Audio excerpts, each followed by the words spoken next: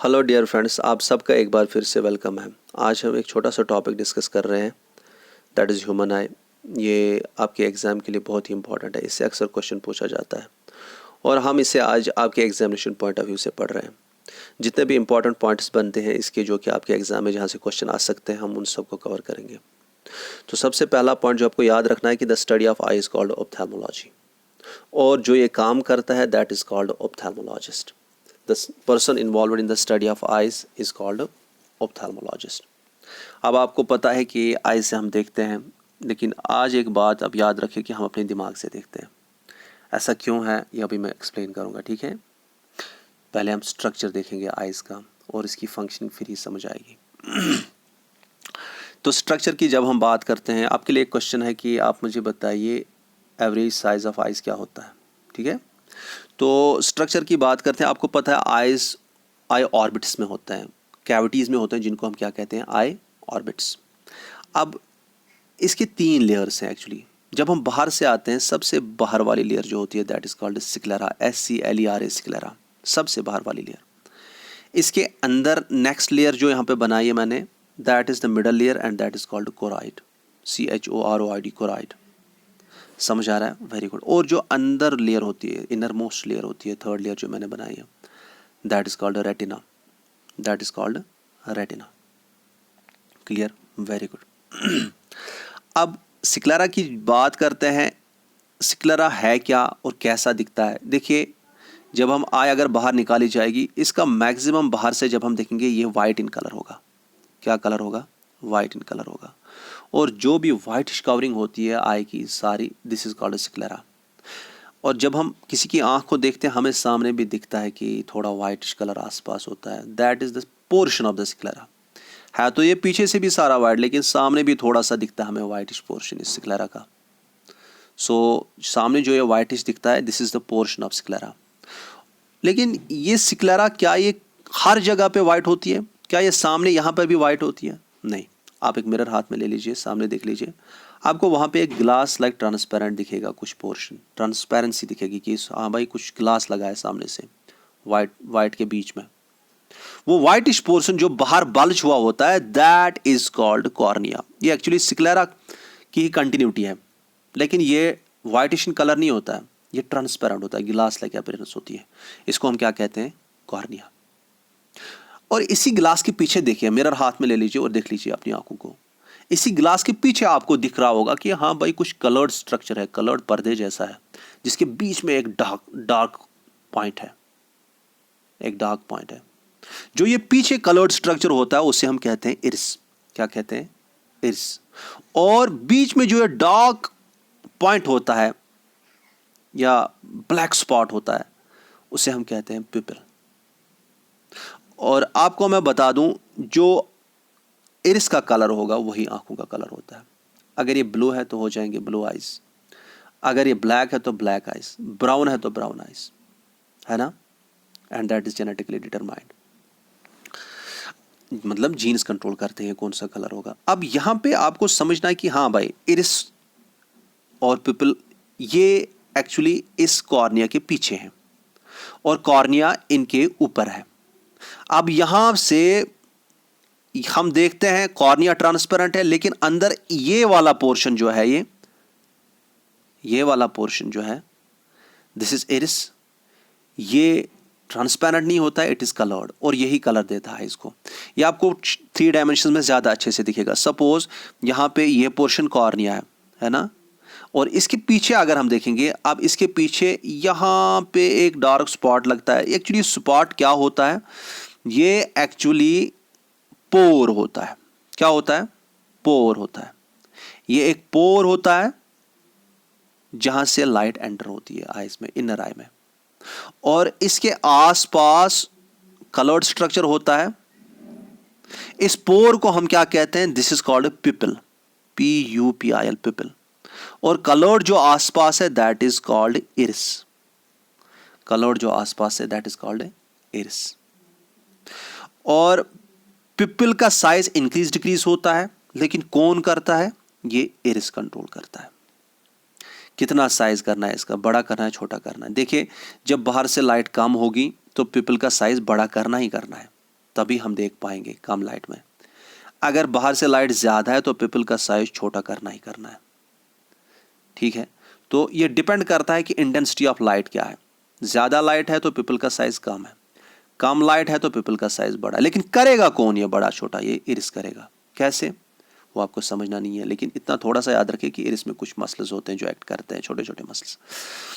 अब यहाँ next point जो आपको याद रखना है कि हाँ भाई, हमने कॉर्निया को देख लिया, कॉर्निया में ये स्ट्रक्चर्स, कॉर्निया के बारे में हमने ये देख लिया। अब कॉर्निया के बारे में ही कुछ पॉइंट्स आपको याद रखने होंगे। जो सबसे पहला पॉइंट है कि हाँ, ये वाइटिश कलर तो नहीं है लेकिन ये ट्रांसपेरेंट है, ये आपको समझ आ गया। और ये किस चीज़ को कवर करता है? ये दो चीज़ों को कवर करता है, एक इस इरिस को भी और बीच में जो पिपल है, ये इरिस को भी कवर करता है और पिपल को भी कवर करता है। और अगर आपको मैं बता दूं कि हाँ, मुझे बताइए लाइट कहाँ से एंटर होती है आइज़ में, जब स्टार्ट करते हैं हम, तो आइज़ इसी कॉर्निया के थ्रू एंटर होती है, क्योंकि ये ट्रांसपेरेंट है ना, इसके थ्रू सारी लाइट एंटर होगी। लेकिन आप मुझे बताइए यहां पिपल कंट्रोल करेगा फिर कि कितनी लाइट अंदर लेनी है। पिपल का साइज ज्यादा तो ज्यादा लाइट अंदर ले जानी है, पिपल का साइज छोटा तो कम ही लाइट एंटर हो जाएगी अंदर। लेकिन कॉर्निया से जितनी भी लाइट आती है वो कॉर्निया के थ्रू पास ऑन हो जाती है। समझ आ रहा है? Very good. अब इस कॉर्निया के बारे में ही कुछ पॉइंट्स आप नोट डाउन कीजिए कि सबसे पहला पॉइंट कि इसमें ब्लड वेसल्स नहीं होती है, ब्लड वेसल्स एब्सेंट होती है। दूसरा पॉइंट ये भी याद रखें कि जब हम आई डोनेट करते हैं, डोनेशन करते हैं आई का, या कह सकते हैं ट्रांसप्लांट करते हैं एक दूसरे को, ये मतलब जो मरते टाइम बोलते हैं मेरी आइज़ किसी को दे दो, उसको दे दो, ये तो ये जो डोनेशन होता है आइज़ का, इसमें एक्चुअली इसी कॉर्निया को ही डोनेट किया जाता है, सारे कॉर्निया को। समझ आ रहा है? वेरी गुड, ये याद रखिएगा। नेक्स्ट पॉइंट, हम इस कोराइड की तरफ आते हैं। इसके बारे में ऑलरेडी हमें समझ आ गया कि इरिस, सामने से इरिस है और इरिस जो पर्दे की तरह है, जो कि एक बीच में एक पोर जिसके है, जिसे हम कहते हैं पिपल, और इरिस ही डिटरमाइन करता है साइज ऑफ पिपल क्या होगा। तो यहाँ से पिपल से लाइट एंटर हो जाएगी, है ना, पिपल से लाइट एंटर हो जाएगी। अब ये जो लाइट इससे एंटर हो जाती है, इसका आगे क्या होता है, अंदर क्या स्ट्रक्चर्स और इस लाइट का आगे क्या होता है? समझ आ रहा है? ये समझने के लिए आपको मैं बताऊं, अब यहां पे अंदर जब हम आ जाते हैं, एक चैम्बर जैसा दिख रहा है, छोटा सा चैम्बर, ये चैम्बर, ये स्ट्रक्चर पहले मैं बता दूं, ये स्ट्रक्चर जो यहां पे बना है, this is called eye lens, this is called eye lens, eye lens. और हमारा आई लेंस प्रोटीन का बना है ये, और इसमें स्ट्रक्चर क्या होता है? It is biconvex. क्या है बेटा? Biconvex. So my dears, biconvex. अगर आपके सामने ये स्ट्रक्चर है, ये क्या है? This is biconcave. देखिए यहां साइड, यहां से भी केव है, यहां से भी केव लाइक स्ट्रक्चर है, ऐसे याद रखेंगे आप। लेकिन अगर इसका अपोजिट है, ऐसा स्ट्रक्चर है कहीं पे, this is called by convex. यहां से भी और यहां से भी, this is called by convex, concave, convex. समझ आ रहा है? Very good. मेरे कहने का मतलब यह है कि यहां पे जब हम देखते हैं, ये लेंस जो है, ये एक स्ट्रक्चर है, इसका काम क्या होगा अभी बताऊंगा। लेकिन इसके सामने ये चैम्बर है और पीछे एक चैम्बर है। आगे वाले चैम्बर में एक फ्लूइड होता है जिसे हम कहते हैं एक्वस ह्यूमर। यहां लिखा है AQUEOUS, aqueous, HUMOUR, aqueous humour. और पिछले वाले चैम्बर में एक फ्लूइड होता है जिसे हम कहते हैं vitreous humour. Aqueous humour lens के आगे है, विट्रस ह्यूमर लेंस के पीछे है। इनका काम क्या होता है? नरिशमेंट। और इनका काम इसमें भी लगते हैं कि हाँ भाई, जो बाहर की रेज हैं, कोशिश करनी है कि उनको सही जगह पे ले जाएं हम, जहां पे ले जाना है, जो भी मैं बताऊंगा। अब यहां पे आप अच्छे से समझ पाएंगे कि हम कैसे देखते हैं। क्या हम आंखों से ही देखते हैं कि ब्रेन से देखते हैं? देखिए क्या होता है, ये अच्छे से समझिएगा आप। फॉर एग्जाम्पल, यहां पे कोई ऑब्जेक्ट है, this is for example an object, suppose this is a tree, okay. आपको पता है ट्री हम कैसे देख पाते हैं? ट्री पे लाइट रेज पड़ती हैं जो यहाँ से रिफ्लेक्ट हो जाती हैं। रिफ्लेक्ट होने के बाद हमारे आईज से कुछ रेज इसकी एंटर हो जाती हैं, और जब ये रेज एंटर हो जाती हैं तो यहाँ कॉर्निया के थ्रू सारी रेज एंटर हो जाएंगी, है ना। लेकिन यहाँ जब ये कॉर्निया के थ्रू एंटर हो गई, अब अंदर कितनी रेज जाएंगी डिपेंड करेगा पिपल के साइज से। जितना साइज होगा, अब पिपल से जो रेज एंटर हो रही हैं, चलो ये एंटर हो रही हैं, यहां ये जो इस लेंस है इसका काम क्या है? इसका काम है कि भाई जो बाहर से रेज आ रही हैं इनको मुझे ऐसे काम करना है, मुझे ऐसे एक्ट करना है कि ये रेज है ये पीछे इस रेटिना पे फोकस हो जाएं एक जगह पे। ये सारी रेज इस रेटिना पे फोकस हो जाएं कहीं पे, जो अंदर वाली लेयर मैंने बताई थी। क्योंकि रेटिना पे फोकस होने के बाद ये रेटिना एक फोटो सेंसिटिव फिल्म की तरह काम करता है। जैसे फोटोग्राफ हम लेते हैं, यहां पे रेज का पड़ना जरूरी है, फोकस होना जरूरी है, फिर ही इमेज बन सकती है, जैसे फोटो फिल्म में बनती है। तो यहां पे इमेज बनाना जरूरी है। अगर इमेज बनाना है तो यहां पे इन रेज को फोकस करना है, यहां पे इन रेज को फोकस करना है जो बाहर से आती है। तो ये लेंस का काम है यहां पे रेज को फोकस करना, और लेंस को ये फ्लूइड्स भी थोड़ा सपोर्ट करते हैं इसमें। समझ आ रहा है? Very good. अब यहां पे फोकस होने के बाद यहां जब इमेज बनेगी इस फिल्म पे, रेटिना पे, आप फोटोग्राफिक फिल्म की तरह इसे ले सकते हो, यहां पे जो इमेज बनेगी वो इमेज अपराइट नहीं होगी, वो इन्वर्टेड होगी, अपसाइड डाउन होगी, ऐसे होगी, अपसाइड डाउन। ये नहीं, ये राइट इमेज नहीं होगी, अपसाइड डाउन इमेज होगी, टेम्परेरी इमेज ऐसे बनेगी। फिर जाके यहां रेटिना जो है, रेटिना में यहां से रेटिना से कुछ न्यूरॉन्स निकलते हैं, झुंड में एक नर्व बनाते हैं जिसे हम कहते हैं ऑप्टिक नर्व। ऑप्टिक नर्व, ये ऑप्टिक नर्व जाती है जाते जाते ये ब्रेन की तरफ जाती है। कहां जाती है? ब्रेन की तरफ। ब्रेन में जाती हैं ऑप्टिक नर्व्स, बैटरी 15% ब्रेन में जाती है। और ब्रेन में एक्चुअली ये जो यहां पे इमेज बनी है, जो इन्वर्टेड बनी है, एक्चुअली इस पे करेक्ट इमेज बनती है जो कि अपराइट होती है ब्रेन में। तो सेंसेशन हमें इस चीज का कहां पे मिला? Actually not in our eyes, in our brain. तो ब्रेन में इसकी करेक्ट इमेज बनेगी, जो मैंने कल बताया, पढ़ा था आपको परसों, सेरेब्रम में सेंसेशन, विजन, है ना। तो ऑप्टिक नर्व के जरिए ये ब्रेन में जाएगी और ब्रेन में इमेज बनाएगी। तो हम किससे देखते हैं? Sensation of vision is in our brain. Eyes जो है ये खाली रिसेप्टर्स हैं, बाहर की लाइट के रिसेप्टर्स हैं, लेकिन sensation of vision is in our brain. हमारे ब्रेन का वो हिस्सा अगर एक्साइट नहीं होगा, अगर वहां इंफॉर्मेशन होके वो एक्टिवेट नहीं होगा, तो हमें नहीं लगेगा कि हमने ये देखा, हमने ट्री देखा। और ये याद रखेगा कि ट्री की इमेज या किसी भी चीज की इमेज कितने टाइम तक रहती है? यहां पे लिखा मैंने 1/16 ऑफ ए सेकंड तक रहती है ब्रेन में, इतने टाइम तक किसी भी चीज को जब हम देखते हैं, है ना। फिर छोड़ा कभी बाद में फिर याद करके नहीं, उस वक्त पर्टिकुलरली जल्दी हम देख रहे हैं, मैं किताब की तरफ देख रहा हूं, इधर देख रहा हूं, तो 1/16 सेकंड के लिए मेरे जहन में रहती है वहां पे। तो हम देखते हैं किससे? अपने दिमाग से। लेकिन आइज क्या है फिर? These are receptors. आपको पता ही है सेंस ऑर्गन्स का काम क्या होता है? इनका काम नहीं होता इंटरप्रेट करना, इनका काम होता है रिसीव करना स्टिमुलस, बस इतना ही। सो ये पॉइंट क्लियर है। अब यहां पे एक पॉइंट मैं आपको बता दूं कि यहां पे जहां से नर्व, ऑप्टिक नर्व जाती है, लीव करती है या आती है इस आई बॉल की तरफ, इस पॉइंट को यहां पे, इसे हम क्या कहते हैं? This is called a blind spot. यहां पे इमेज नहीं बनती है, ठीक है। यहां से नर्व शुरू हो जाती है, ब्लाइंड स्पॉट। और यहां ही इस रेटिना पे एक ऐसा स्पॉट होता है जहां पे, अभी बताऊंगा क्या होते हैं, लेकिन अभी याद रखिए थोड़ा सा, जहां पे रॉड्स और कोन्स की कंसंट्रेशन बहुत होती है, पर्टिकुलरली दीज कोन्स की कंसंट्रेशन बहुत होती है।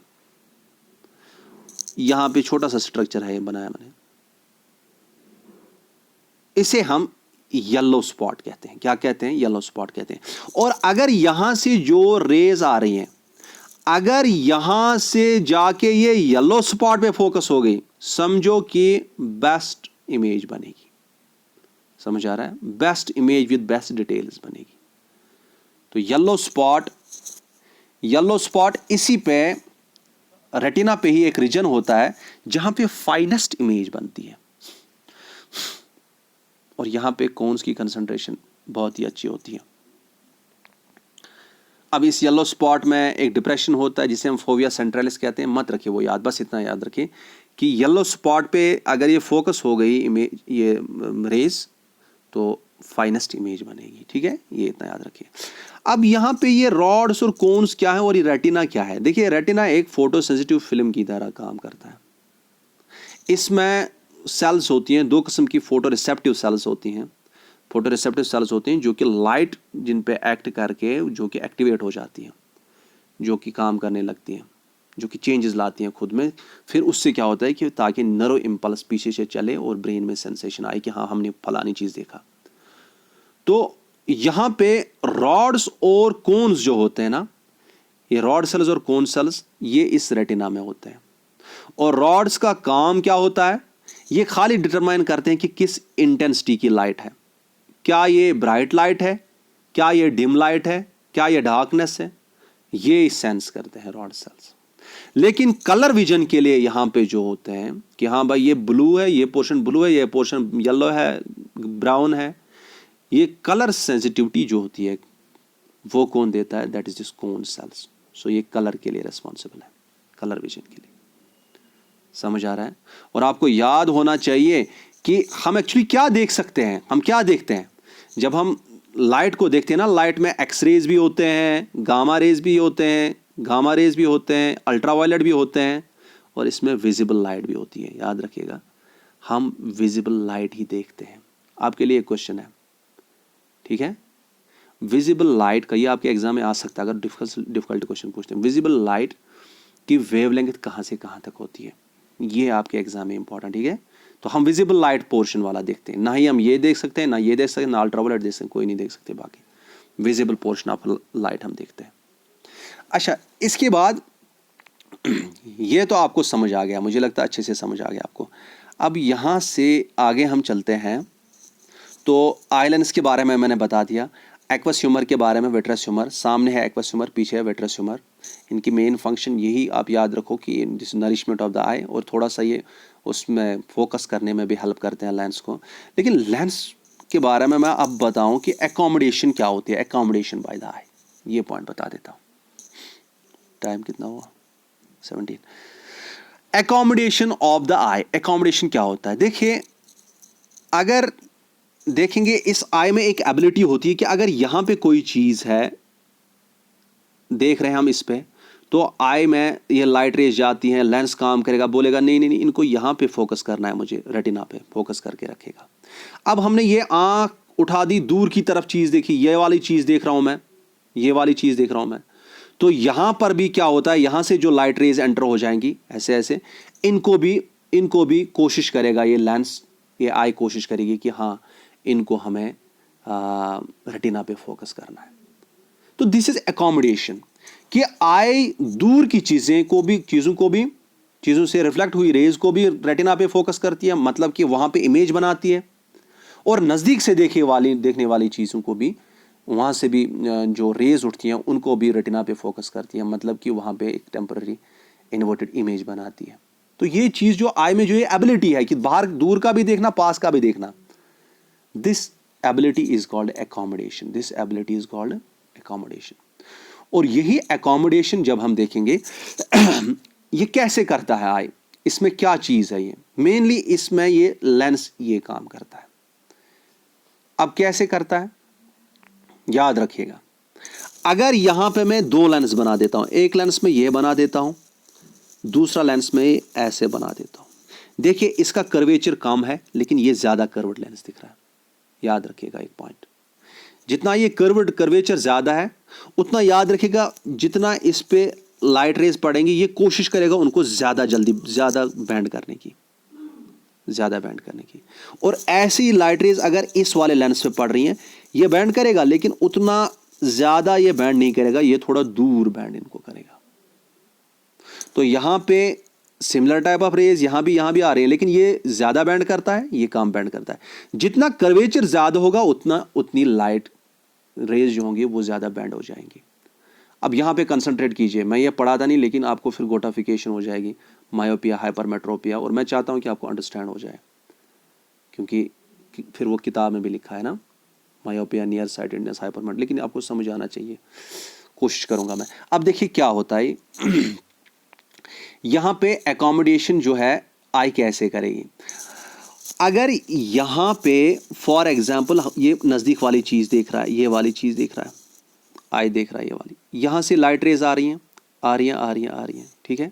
ये लाइट रेज जो इससे निकलेंगी, ये याद रखेगा, जो सामने वाली चीज़ होगी, इससे जो लाइट रेज निकलेंगी वो थोड़ा डाइवर्ज टाइप होंगी, ये थोड़ा दूर दूर जाती होंगी आपस में। अगर यहाँ से ऑब्जेक्ट है, इतना दूर ऑब्जेक्ट है, यहाँ से ये वाली रेज ऐसे भी निकलती है, ऐसे भी निकलती है, ऐसे भी निकलती है, ऐसे, लेकिन यहाँ पे जो पहुँचेंगी आई के पास वो स्ट्रेट रेज होंगी, ये वाली तो नहीं पहुँचेगी, ये बाहर वाली तो नहीं पहुँचेगी, यहाँ पे कोशिश ये वाली ही पहुँचेंगी। समझ आ रहा है? यहाँ पे चूंकि ये नज़दीक है, यहाँ पे वो रेज भी इसके थ्रू एंटर हो रही हैं जो कि डाइवर्ज हो रही हैं, जो कि दूर दूर जाती हैं। यहाँ से जो दूर दूर जाने वाली थी वो तो आई के पास पहुँचेंगे ही नहीं, खाली वो पहुँचेंगी जो कि मोरलेस पैरेलल रेज होंगी। अब यहाँ पे ये डाइवर्जिंग है, ये दूर दूर जाती हैं आपस में। अब ये डाइवर्जिंग रेज जब इस पे पड़ेंगी ना, अब इसको फोकस करना है, इसको बैंड करना है, इनको ये बैंड करेगा। अब मुझे बताइए इस लेंस का कर्वेचर ज़्यादा होना चाहिए कि कम होना चाहिए? इसका कर्वेचर ज़्यादा होना चाहिए, क्योंकि इसको वो रेज बैंड करनी है जो कि दूर जाती हैं। इन रेज को बैंड करना है जो कि बहुत ही फार जाते हैं एक दूसरे से, तो इनको ज़्यादा बैंडिंग चाहिए। तो इसका कर्वेचर इस केस में, नज़दीक वाले केस में क्या होगा, ये ज़्यादा कर्वेचर होगा, और ज़्यादा कर्वेचर होने की वजह से ये ज़्यादा बैंड करेगा, तो ये इस पे फोकस करेगा, रेटिना पे। समझ आ रहा है? तो कर्वेचर ज़्यादा होना चाहिए इसके लिए। अब अगर इसे यहाँ पे देखना है, यहाँ दूर वाली चीज़ देखनी है, ये वाली चीज़ देखनी है, ये वाली चीज़ देखनी है, यहाँ से जो लाइट रेज निकलेंगी, आप मुझे बताए ये वाली लाइट रेज ऐसे भी जाएंगे, ऐसे भी, ऐसे भी, ऐसे भी, ऐसे भी, लेकिन यहाँ पे पहुँचने वाली डाइवर्जिंग रेज नहीं होगी, दोज विल बी मोर और लेस पैरेलल रेज। और यहाँ जब ये लाइट इस रेटिना पे, इस लेंस के थ्रू जाएंगे, आप मुझे बताए लेंस को ज़्यादा कर्वेचर होने की ज़रूरत नहीं है, क्योंकि इसमें डाइवर्जिंग इस किस्म की रेज नहीं है जिनको ज़्यादा बैंडिंग चाहिए, इसमें मोर और लेस पैरेलल रेज है। तो इसका कर्वेचर ज़्यादा होगा कि कम होगा? इस वक्त कर्वेचर कम होगा, और कम होगा तो इतना होगा, ये ऐसे कर्वेचर रखेगा कि ये रेज कहाँ पे फोकस हो जाएंगी, रेटिना पे फोकस हो जाएंगी। ये कंसेप्ट सीख लो अच्छे से। तो इसका मतलब है दोनों केसेस में इसने चेंज किया कर्वेचर ऑफ द लेंस को, कर्वेचर ऑफ द लेंस को चेंज किया, उससे इसने दोनों टाइप ऑफ रेज को फोकस किया किस पे, रेटिना पे। लेकिन चेंज कैसे करता है, यहां एक स्ट्रक्चर मैंने बनाया है, ये वाला structure, this is called ciliary muscles. Ciliary muscles, कुछ किताब में लिखा होगा सिलरी बॉडी भी या लिगामेंट्स, आप सीधे रखो यार सीलरी मसल्स, सीलरी के मतलब कुछ भी आए तो यही समझ लेना, सीलरी मसल्स यही काम करते हैं, यही इस लेंस का कर्वेचर इंक्रीज डिक्रीज करते हैं। कैसे करते हैं वो आपके लिए ज़रूरी नहीं है, वो मैं सिखा सकता हूँ लेकिन ज़रूरी नहीं है। यही सीलरी मसल्स इस लेंस का कर्वेचर इंक्रीज डिक्रीज करते हैं, ताकि दूर की चीज़ भी देख पाएँ और पास की चीज़ भी देख पाएँ। दूर की चीज़ को भी रेटिना पे फोकस करें उसकी रेज को, और पास की चीज़ से भी जो रेज निकले उनको भी फोकस करें रेटिना पे। समझ आ रहा है? अब यहाँ पे पॉइंट जो है वो ये है, ये मैं समझाता नहीं लेकिन कुछ डिसऑर्डर्स हैं जो आपको समझना है अच्छे से। अब यहाँ पे ये देखिए एक डिसऑर्डर है जिसे हम कहते हैं मायोपिया, आपने सुना होगा, नियर साइटेडनेस, मायोपिया या जिसे हम कहते हैं नियर साइटेडनेस।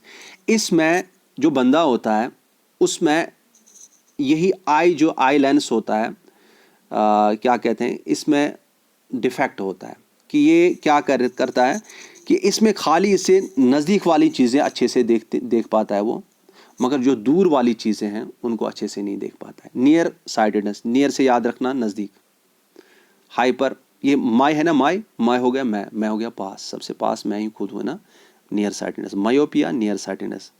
हाई किसको करते हैं? दूसरे को, मतलब दूर। High hypermetropia, this is far sightedness. Okay, इसमें मायोपिया में पास वाली चीजें अच्छे से देख पाते हैं लेकिन दूर वाली चीजें नहीं देख पाते हैं, और हाइपरमेट्रोपिया में दूर वाली चीजें अच्छे से देखते हैं लेकिन पास वाली चीजें नहीं देख पाते हैं। अब देखिए क्या हो सकता है इसमें, मुझे बताइए इसमें क्या प्रॉब्लम होगी, बताइए। मायोपिया में लेंस कर्वेचर ज्यादा होगा कि कम होगा? मायोपिया मतलब नजदीक वाली चीजें ये देख पा रहा है, ये वाली चीजें देख पा रहा है, देख पा रहा है, ठीक है, लेकिन ये वाली चीज ये नहीं देख पा रहा है, पैरेलल रे से देख नहीं पा रहा है। अगर ये नजदीक वाली चीजें देख पा रहा है, इसका मतलब क्या है कि इसमें इस लेंस का कर्वेचर ज्यादा है, इस लेंस का कर्वेचर ज्यादा है नियर साइडेडनेस मायोपिया में। और जो दूर वाली चीजें ये देख नहीं पा रहा है, क्यों नहीं देख पा रहा है? क्योंकि इस लेंस का कर्वेचर ज्यादा है, ये ज्यादा बेंडिंग करेगा और ये जो फोकस होते होंगे ये रेज, दूर वाली रेज से, ये रेटिना पे नहीं, रेटिना के सामने ही फोकस करता होगा।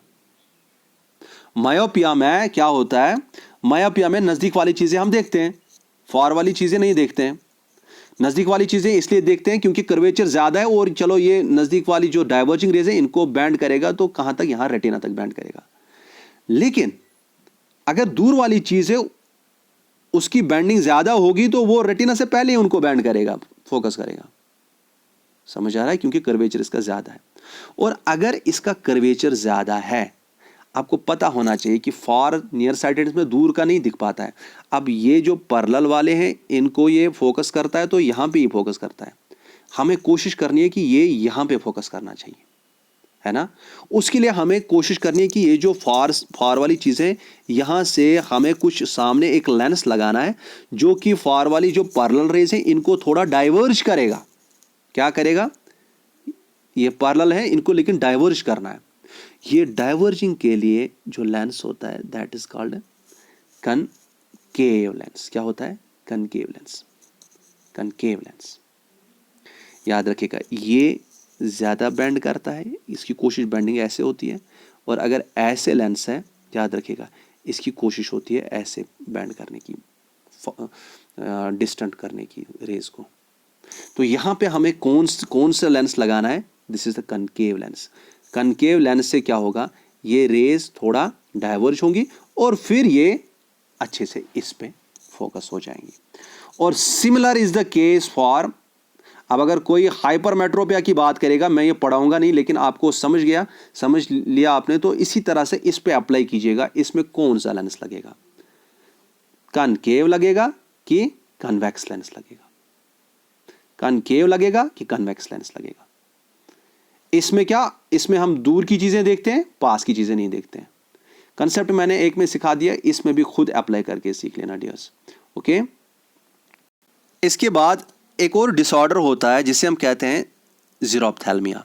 इसमें क्या होता है, यूजुअली ये डिफरेंट कंडीशन से हो सकता है, जैसे विंड से भी होता है, ड्राई एयर से भी होता है, या ज़्यादा देर तक पढ़ने से भी, कंप्यूटर पे बैठने से या टीवी पे बैठने से, लैपटॉप पे बैठने से भी होता है।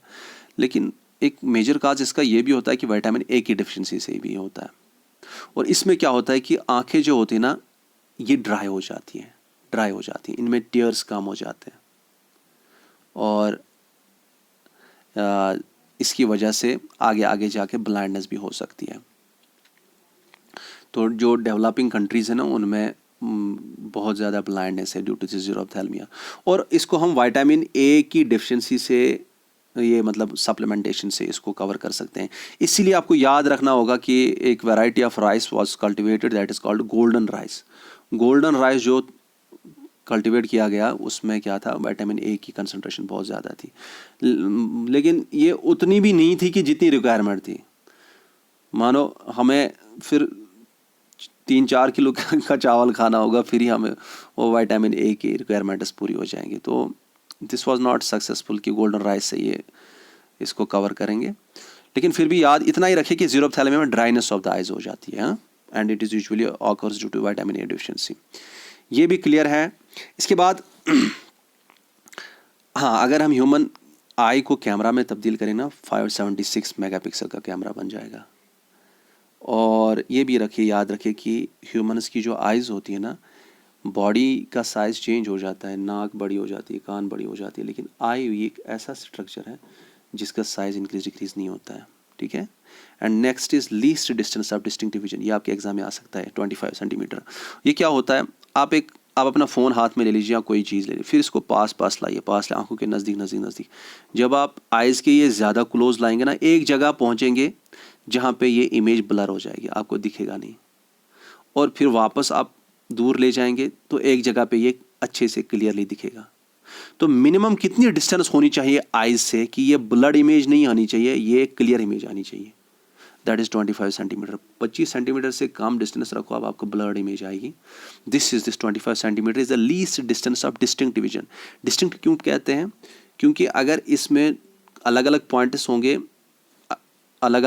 होंगे इस ऑब्जेक्ट पे जो हम देख रहे हैं, वो तभी हमें दिख पाएंगे जब हम 25 सेंटीमीटर से ज़्यादा ही इसको दूर रखेंगे। 25 सेंटीमीटर से कम रखेंगे, ब्लरिंग हो जाएगी, हम ये पॉइंट्स अलग अलग से डिस्टिंक्टिवली नहीं देख पाएंगे, ठीक है। ओके, अब थोड़ा सा पॉइंट यहाँ पे याद रखिएगा, हो सकता है पूछेंगे आपके एग्जाम में कि रॉड सेल्स में एक पिगमेंट होता है और कोन सेल्स में एक पिगमेंट होता है। इनमें जो पिगमेंट होता है that is called rhodopsin. Rhodopsin आपके लिए क्वेश्चन है, what is the another name of rhodopsin. और कोन सेल्स में एक पिगमेंट होता है दैट इज कॉल्ड आयोडोप्सिन, ये भी पूछ सकते हैं। आप मुझे इनके दूसरे नाम बता दीजिएगा कमेंट सेक्शन में, ठीक है। So thank you so much for